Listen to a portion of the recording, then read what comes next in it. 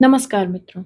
महाभारत आदि पर्व के अंतर्गत आस्तिक पर्व के 42वें अध्याय में आप सभी का स्वागत है। अभी तक हमने श्रृंगी ऋषि का राजा परीक्षित को शाप देना और शमीक का अपने पुत्र को शांत करते हुए शाप को अनुचित बताने की कथा पढ़ी। इसके आगे की कथा अब पढ़ते हैं। 42वां अध्याय, शमीक का अपने पुत्र को समझाना और गौरमुख को राजा परीक्षित के पास भेजना, राजा द्वारा आत्मरक्षा की व्यवस्था तथा तक्षक नाग और कश्यप की बातचीत। श्रृंगी बोला, तात, यदि यह साहस है अथवा यदि मेरे द्वारा दुष्कर्म हो गया है तो हो जाए, आपको यह प्रिय लगे या अप्रिय, किंतु मैंने जो बात कह दी है वह झूठी नहीं हो सकती। पिताजी, मैं आपसे सच कहता हूँ, अब यह शाप टल नहीं सकता। मैं हंसी मजाक में भी झूठ नहीं बोलता, फिर शाप देते समय कैसे झूठी बात कह सकता हूँ। शमीक ने कहा, बेटा, मैं जानता हूँ तुम्हारा प्रभाव उग्र है, तुम बड़े सत्यवादी हो, तुमने पहले भी कभी झूठी बात नहीं कही है, अतः यह शाप मिथ्या नहीं होगा। तथापि पिता को उचित है कि वह अपने पुत्र को बड़ी अवस्था का हो जाने पर भी सदा सत्कर्मों का उपदेश देता रहे, जिससे वह गुणवान और महान यश प्राप्त करे। फिर तुम्हें उपदेश देने की तो बात ही क्या है, तुम तो अभी बालक ही हो।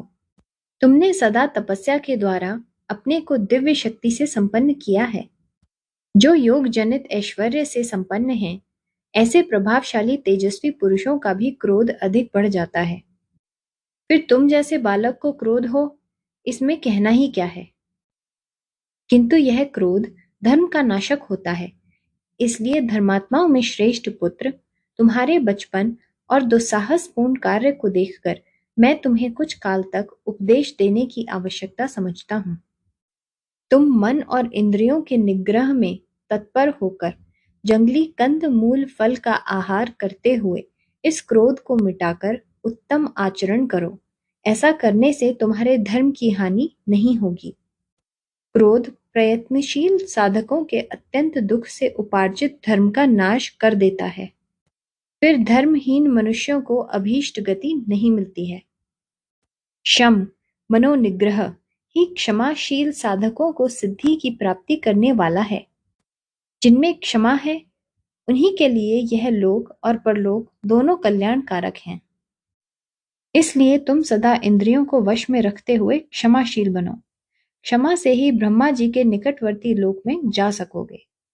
तात, मैं तो शांति धारण करके अब जो कुछ किया जा सकता है वह करूंगा। राजा के पास यह संदेश भेज दूंगा कि राजन, तुम्हारे द्वारा मुझे जो तिरस्कार प्राप्त हुआ है, उसे देखकर अमर्ष में भरे हुए मेरे अल्प बुद्धि एवं मूढ़ पुत्र ने तुम्हें शाप दे दिया है। उग्र श्रवाजी कहते हैं, उत्तम व्रत का पालन करने वाले दयालु एवं महातपस्वी शमीक मुनि ने अपने गौरमुख नाम वाले एकाग्रचित एवं शीलवान शिष्य को इस प्रकार आदेश दे कुशल प्रश्न, कार्य एवं वृत्तांत का संदेश देकर राजा परीक्षित के पास भेज दिया। गौरमुख वहां से शीघ्र कुरुकुल की वृद्धि करने वाले महाराज परीक्षित के पास चला गया। राजधानी में पहुंचने पर द्वारपाल ने पहले महाराजा को उसके आने की सूचना दी और उनकी आज्ञा मिलने पर गौरमुख ने राजभवन में प्रवेश किया। महाराज परीक्षित ने उस समय गौरमुख ब्राह्मण का बड़ा सत्कार किया। जब उसने विश्राम कर लिया, तब शमीक के कहे हुए घोर वचनों को मंत्रियों के समीप राजा के सामने पूर्ण रूप से कह सुनाया। गौरमुख बोला, महाराज, आपके राज्य में शमीक नाम वाले एक परम धर्मात्मा महर्षि रहते हैं। वे जितेंद्रिय, मन को वश में रखने वाले और महान तपस्वी हैं। नरव्याघ्र, आपने मौन व्रत धारण करने वाले उन महात्मा के कंधे पर धनुष की नोक से उठाकर एक मरा हुआ सांप रख दिया था। महर्षि ने तो उसके लिए आपको क्षमा कर दिया था, किंतु उनके पुत्र को वह सहन नहीं हुआ। राजेंद्र, उस ऋषि कुमार ने आज अपने पिता के अनजाने में ही आपके लिए यह शाप दिया है कि आज से 7 रात के बाद ही तक्षक नाग आपकी मृत्यु का कारण हो जाएगा। इस दिशा में आप अपनी रक्षा की व्यवस्था करें। यह मुनि ने बार बार कहा है। उस शाप को कोई भी टाल नहीं सकता। स्वयं महर्षि भी क्रोध में भरे हुए अपने पुत्र को शांत नहीं कर पा रहे हैं। अतः राजन, आपके हित की इच्छा से उन्होंने मुझे यहाँ भेजा है। उग्र श्रवाजी कहते हैं, यह घोर वचन सुनकर कुरुनंदन राजा परीक्षित मुनि का अपराध करने के कारण मन ही मन संतप्त हो उठे। वे श्रेष्ठ महर्षि उस समय वन में मौन व्रत का पालन कर रहे थे। यह सुनकर राजा परीक्षित का मन और भी शोक एवं संताप में डूब गया। शमीक मुनि की दयालुता और अपने द्वारा उनके प्रति किए हुए उस अपराध का विचार करके वे अधिकाधिक संतप्त होने लगे। देवतुल्य राजा परीक्षित को अपनी मृत्यु का शाप सुनकर वैसे संताप नहीं हुआ जैसा कि मुनि के प्रति किए हुए अपने उस बर्ताव को याद करके वे शोकमग्न हो रहे थे।